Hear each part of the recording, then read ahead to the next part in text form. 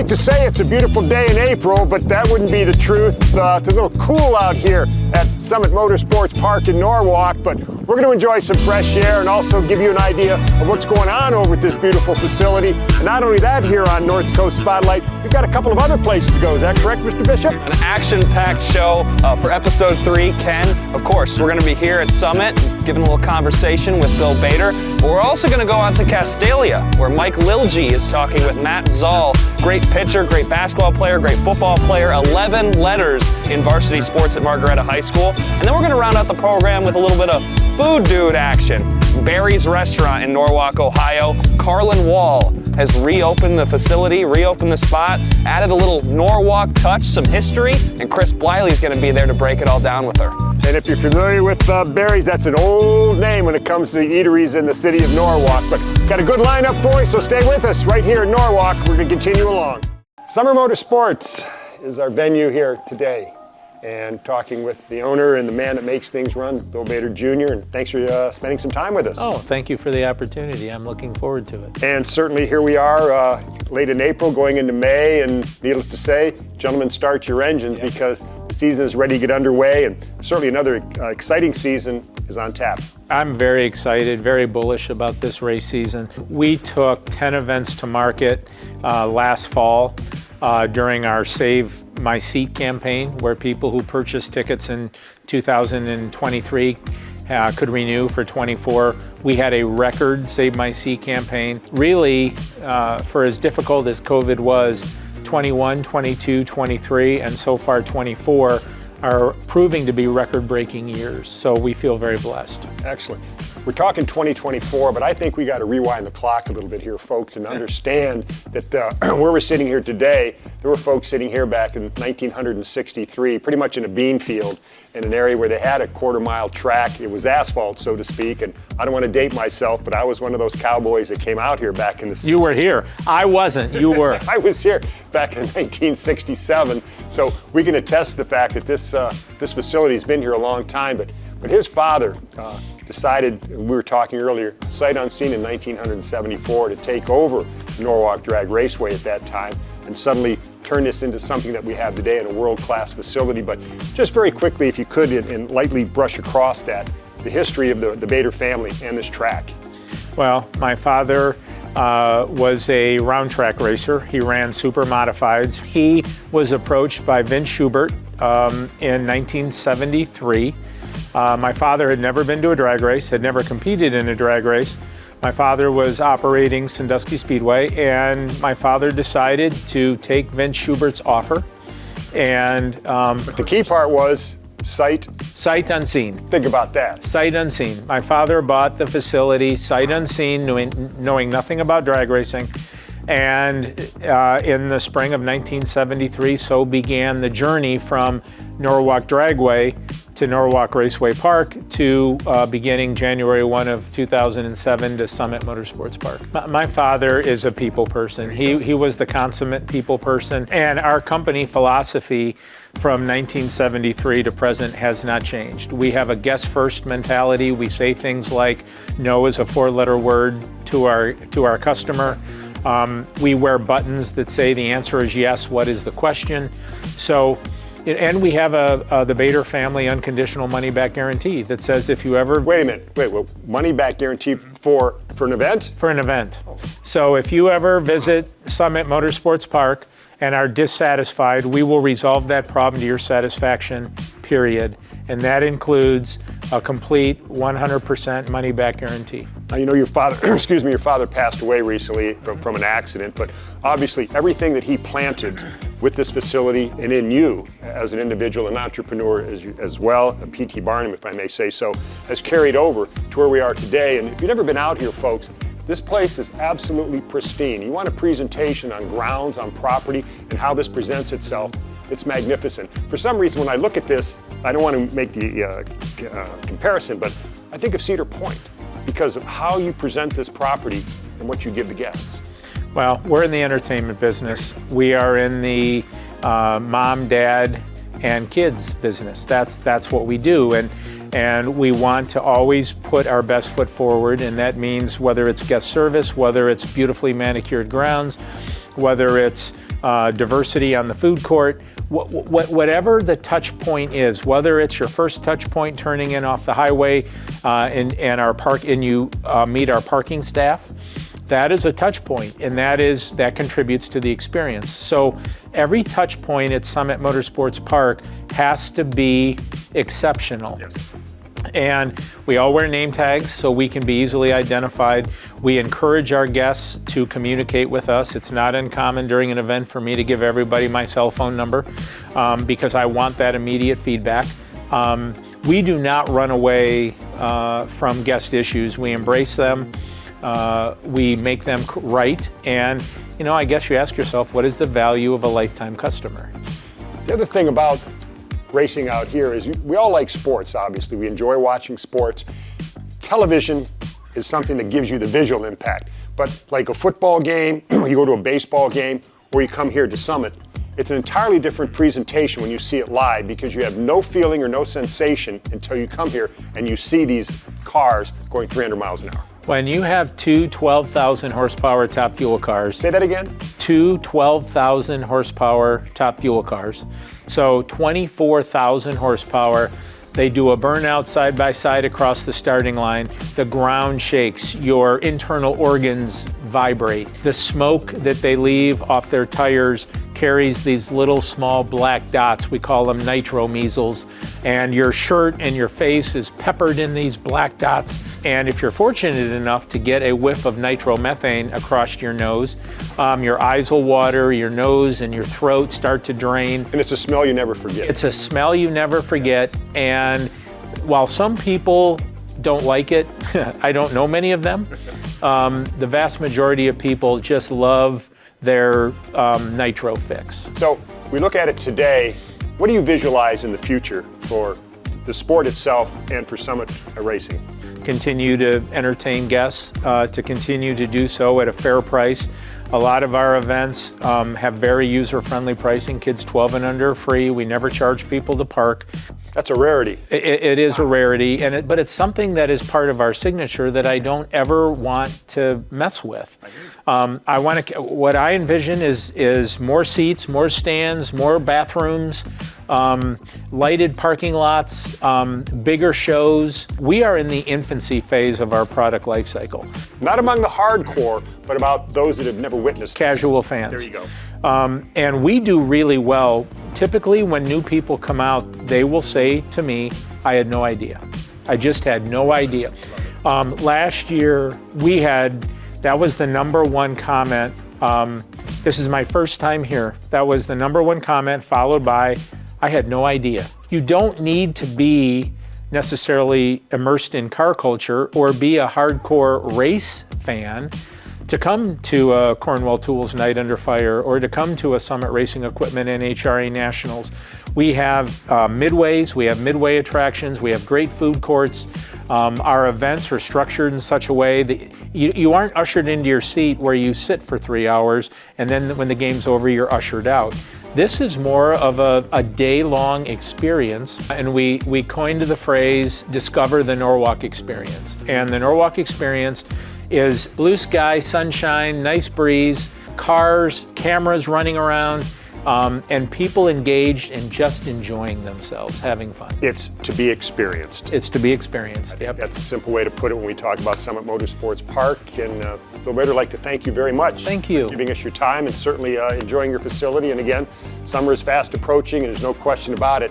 Folks out here are going to enjoy themselves again here in the 2024 season. Thank you again, sir. Thank you. I'd like to thank Bill Bader, Summer Motorsports Park here in Norwalk, for taking some time with us and allowing us to get a better understanding of the intricacies of what drag racing is all about. And believe me, this is a beautiful facility out here in Norwalk. But we're going to stay with an athletic theme, so to speak, but we're not talking car racing, we're talking people playing sports. Yes, sir. And the Where Are They Now segment, Mike Lilge on episode 3, going to visit with Matt Zoll, 2007 graduate of Margaretta High School. 11 varsity letters, Ken, 11. That's a familiar name there, too. And plenty of familiar names will come up in this segment as, Matt talks about his time with guys like Troy Roth, Ray Neal, Jake Meisler, and also shares some legendary stories, 8 points in 11 seconds. All that and much more coming up right after this short break.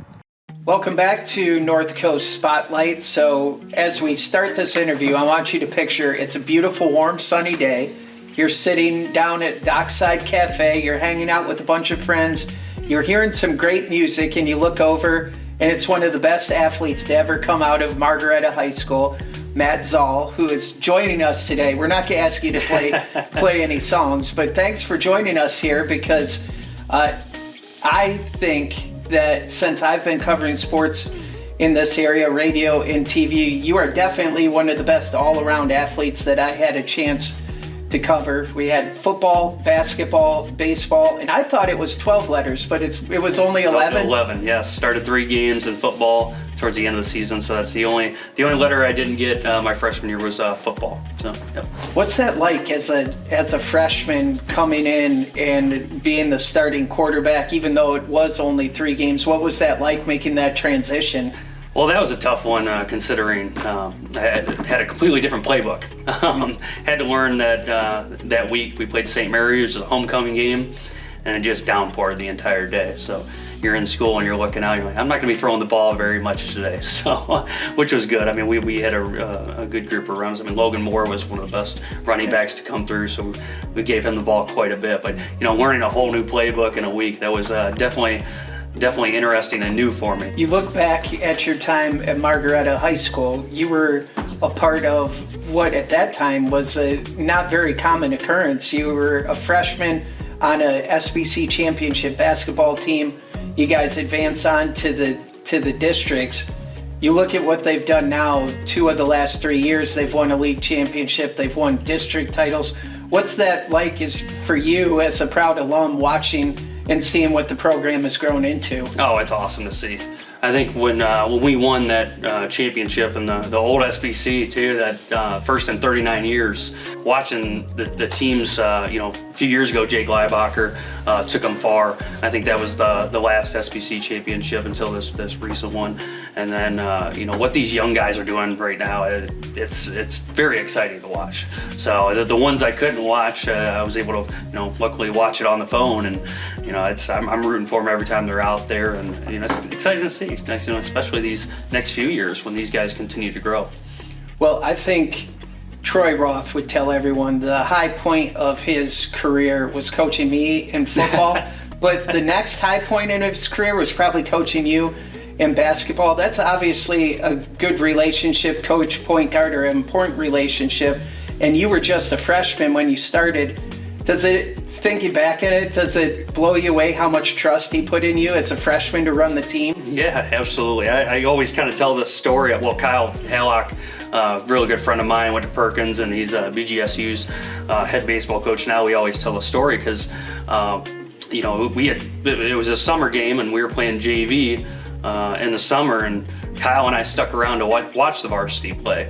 And here I'm drinking a Sprite, and I've got my basketball shoes off, everything, and I hear, Zoll, get on the court, come here. So I didn't really know what their, what the plays were or anything like that, but him having trusted me that day when I was I hung around for a little bit, and then from that point on, I stayed with the varsity. But Jake Meisler was a great leader on that team. He was player of the year in the conference that year when we won it. But being able to look at those guys, they gave me the confidence. I already had confidence in myself that I could do it, but they even gave me more confidence to play my own game. When things might not go the best, could always look up to those guys. You think back to the day you guys have the battle last game of the regular season with Portland. You win the conference championship. They've got a 7-foot tall kid. They've got Andrew Lemon, one of the best basketball players to come out of our area, but you guys get the job done at home. What was that like? A huge crowd, standing room only, all kinds of excitement. Oh yeah, unbelievable. And that's my favorite moment through high school, I would say, as far as sports wise. Amazing atmosphere, sold out gym, so people were trying to get tickets afterwards, couldn't get in, it was standing room only. The funny thing is, beginning of the season, we were picked 5th. So that year in the SBC. So we had kind of gone through the entire first round of playing every team, lost to St. Mary's, that was our only loss. Came back and won the next time we played them, and then it came to a winner winner take all, because Fort Clinton's only loss was us. So it was really neat how that happened. The end of the year, last game, winner takes it all. So it was a blast. I mean, it was a great game. Still look back at that game and rewatch it every once in a while. But even that week, Jake Meisler was dealing with the flu. So we had a lot of adversity throughout that week in practice and stuff like that we were able to overcome. So. The other thing I think about with you in basketball, and we talked about it a little bit before the interview, you guys, I guess you would say, stole a game against Edison when you were a senior. What was it, 8 points in 11 seconds or something like that? Why don't you tell us how that went down? Yeah, 8 points in 11 seconds. And it's one of those things when it gets down to the end when I'm coaching, or if I ever get back into it, it's never over. It really isn't. Maybe if it's 20 points in 11 seconds. But with 8 left, Edison actually they made a basket and had a technical, made both free throws, and then we got the ball back. And with 4 seconds left, Jared Cromer made a three-pointer, and the net got stuck up. So there were no timeouts that could be used or anything like that, but because the net got stuck up, the clock couldn't keep running. So the officials stopped it. So they got the ball in bounds, they throw it half court, and Jared intercepts the pass, throws it to me, and I made a 3 at the buzzer. So really interesting game for sure when you think that, it might be over. It really isn't.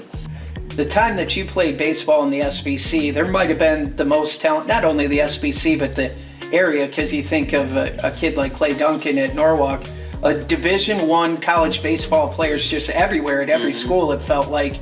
And you were a part of that. You ended up at the University of Toledo. But what were those games like day in and day out with so much talent on both sides? Oh, it was so much fun.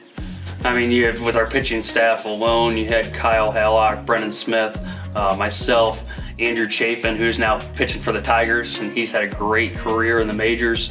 I think we had 12 guys go play college ball. I think, most of us did end up playing Division I. Some of us stuck with it. Some of us, chose other paths, but a lot of us stuck with it. So it was fun in the college atmosphere to be able to get together when we were on the road at BG or Kent State and kind of meet some other players that they were friends with now. So I still got some great friends through them. Well, and you alluded to playing on those great Legion teams with all the kids from the area, coached by Ray Neal. Mm-hmm. What was that experience like? Because at that time, he was the head coach of Perkins baseball. So he wasn't here at Margaretta, but you obviously spent a lot of time with them all summer. Oh yeah.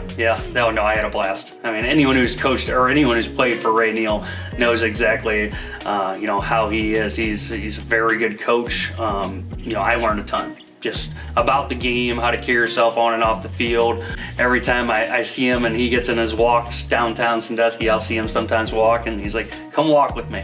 So we'll walk a couple miles and just chat about, the sports and everything else. And it's always something new that he's ready to, achieve, but help. I mean, he's helped so many athletes and kids around the area, achieve their goals, that I think he is a big part of that.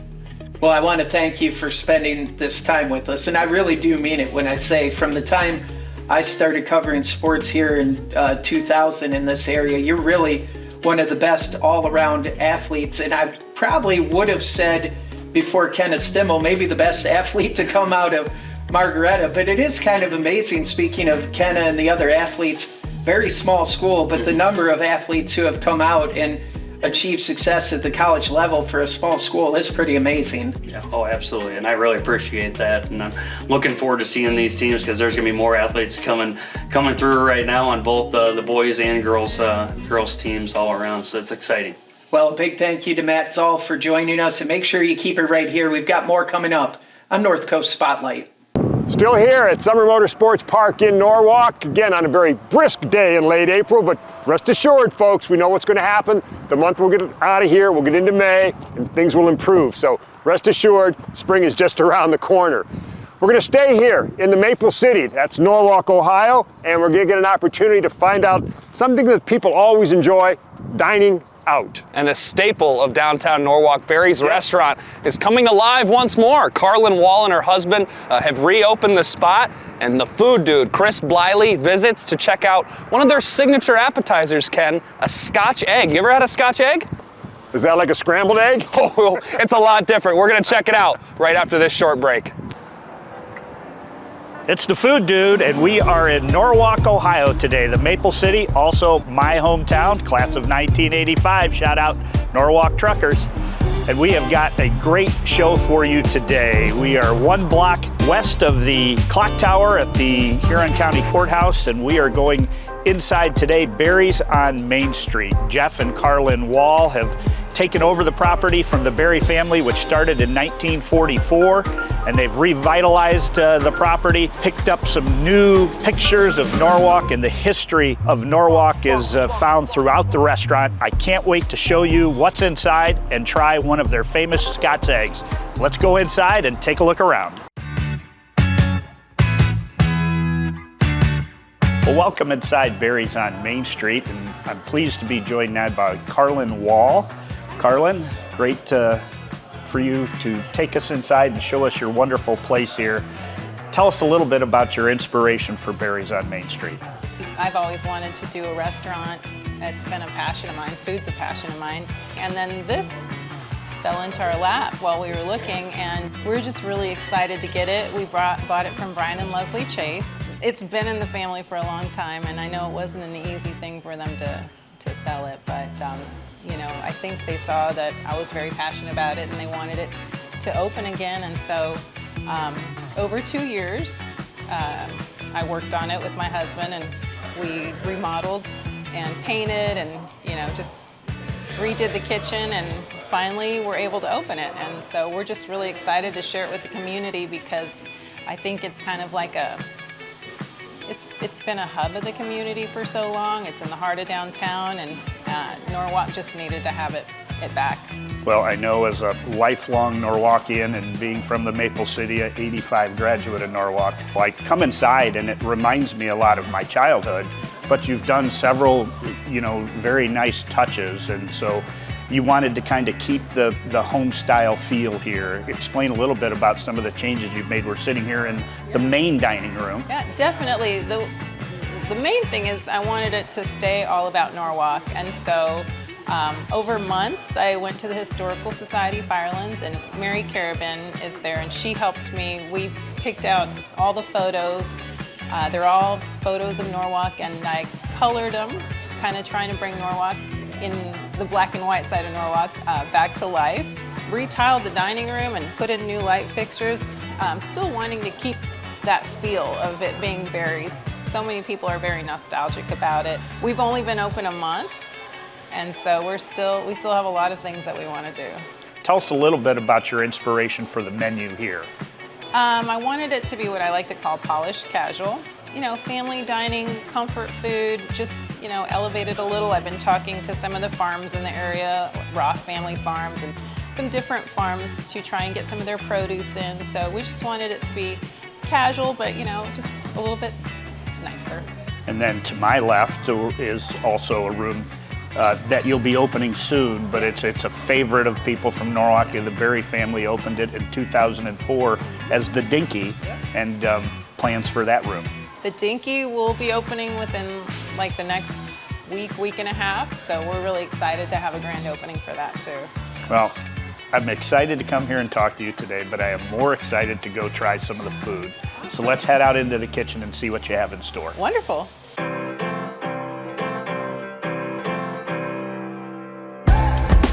All right, we are in the new revitalized clean kitchen here at Barry's on Main Street. Carlin, you've got your chef Cheryl with us. Tell us about what we're gonna try today. Well, we are gonna try Scotch egg. It's one of our appetizers. A little story behind it is my family and I, we were at a Renaissance festival and they had some international foods there. And so we thought it sounded very unique. So we tried it and we loved it. And ever since, it's been like something that we have at Christmas. So for our family, it's a Christmas food. We decided to incorporate it into the menu at Barry's. So basically, you're just gonna take a hard-boiled egg and then some sausage, and it helps if the sausage is kind of cool when you're doing it. And we're just gonna wrap that sausage around the egg. And the trick is just to get it around the egg evenly, so that way the sausage all cooks at the same pace and cooks evenly. Wouldn't matter what kind of sausage. This is a pork sausage, I assume, but Yeah, it is a pork sausage, and you can do different kinds of sausage. Like sometimes it's also good, we'll use spicy sausage, hot Italian sausage, but this is like a mild pork sausage. So once you've got your egg wrapped in the sausage, Important that you get it all the way wrapped, otherwise it might be. yes. you don't want to see any of the egg. No. Yeah, you want to have it completely wrapped. You would think that's a meatball in your hands, right? It looks like a meatball. Then you're going to take and you're going to roll it in a little bit of flour. Little egg batter. Then we use panko, it gives it a little more crunch. Yeah. You can use breadcrumbs too though. Then we're going to put it in the deep fryer. Through the magic of TV, we have just made some Scotch eggs. And on top of those is our homemade remoulade. And that's a Scotch egg. You ready to try it? Let's go out in the dining room and see how good it tastes. Awesome. Okay, Carlin, this is going to be my first Scotch egg. You're in for a treat. I want you to take part in this experience with me, so here we go. Scotch egg, bite number one.